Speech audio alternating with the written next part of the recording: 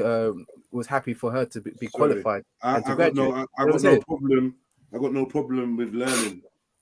I got no problem with learning. What I'm saying is, in the day and age, we live in a times where a graduation is such a milestone, even though like this degree usually ends up being worthless. We celebrate these mini things, and there's like, I think we just do it out of a cultural regurgitation of tradition, right? And we're just like, okay, this is just the thing, because the mum just wants to have that graduation picture up. Remember, majority of degrees end up worthless. Statistically, we know this to be a fact. Majority of people take a degree, end up in debt, and don't actually end up working on that degree or finding any actual benefit from the degree that they took. This is a fact. But yeah, it's like one of the milestones that we are pushed towards. And I feel like for too long, the children have been raised to become worker bees, to uphold an already racist, institutionally racist system. The infrastructure is riddled with racism, as they declare themselves every time that they fuck up and have to do a independent review or whatever, let's call it an auditing. They always have to put their hands up and say, yeah, you caught us out. Yeah, it's true. We are racist institutionally. Let's recruit more Black and Asians to try and mask over the fact that the system itself is inherently designed to favor adversely the white or European populace. And we see this system repeated around the world. This is what we call white supremacy. And I'm saying, if we continue to become worker bees, and worker bees that get higher and higher in the system to eventually we're running the factory, it's still no closer to freedom or liberation, my friend. And these are things that, as a Black nation or as an African nation, we actually should be keeping our eyes on. I'm sure even Brother Kel would agree. There's no use just becoming lofty and great within the system if it's not leading to liberation, because that's always been the aim of the human, to be free and to be autonomous and sovereign. Right. That's true power. That's true excellence.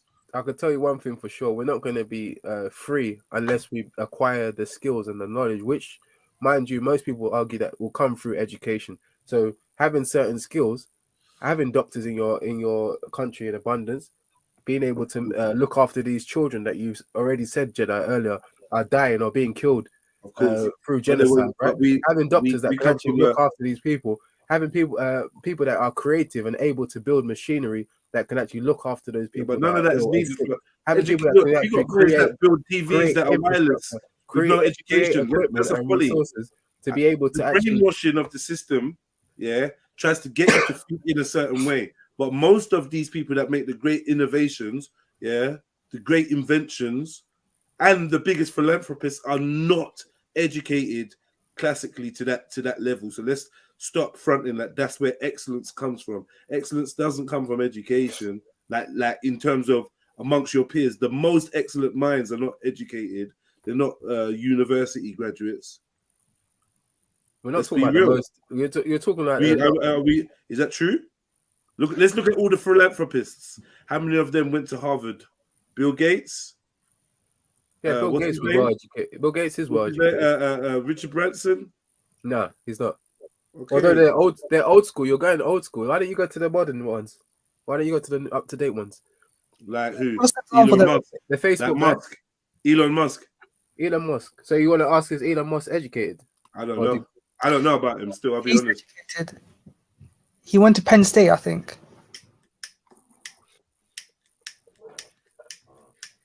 So I don't know which one you're talking about. Do you think he's actually excellent though? Because I don't really know nothing about him. Is he an excellent man because of the money he has?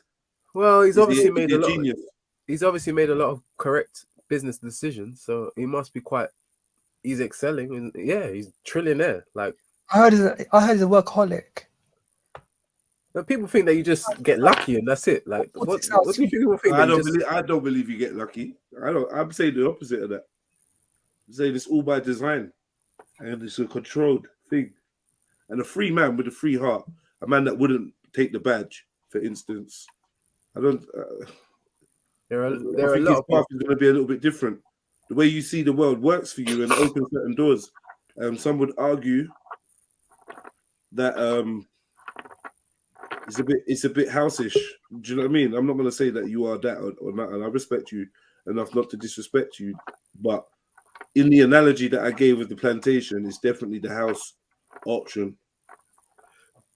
No, unless you get into the house with a mind to get free. Now, I shouldn't just say house, yeah, because that's like the connotation that everyone in the house isn't just biding their time until they can break free. If that's what you're on, then please correct me.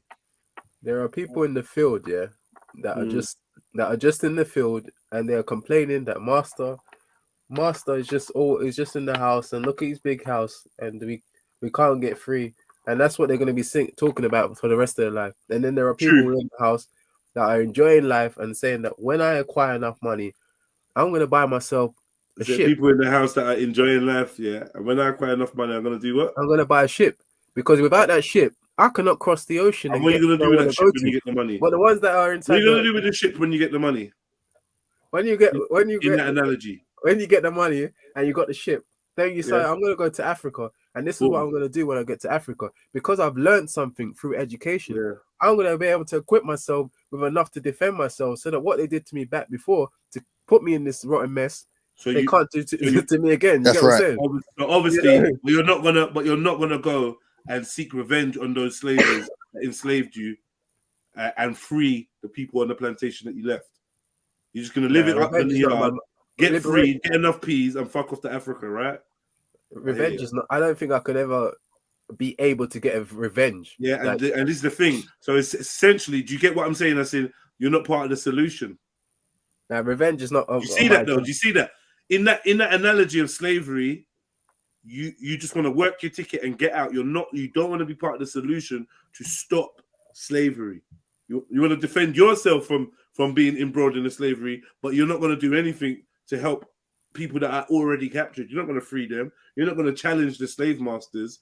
No, some people will tell me that they're on the field, and if they jump on the boat with me, then they don't want to pay. For example, they don't want to pay to get on the boat, and they just rather stay there and wait for some sort of a fight with master, and which they will lose, by the way, because they're not equipped to fight. You get what I'm saying? That's right. That's right. I say to them, look, my brother, you have to work hard and acquire money, look at this brother. and then you use the equipment to get out there. That's right. You know what I mean?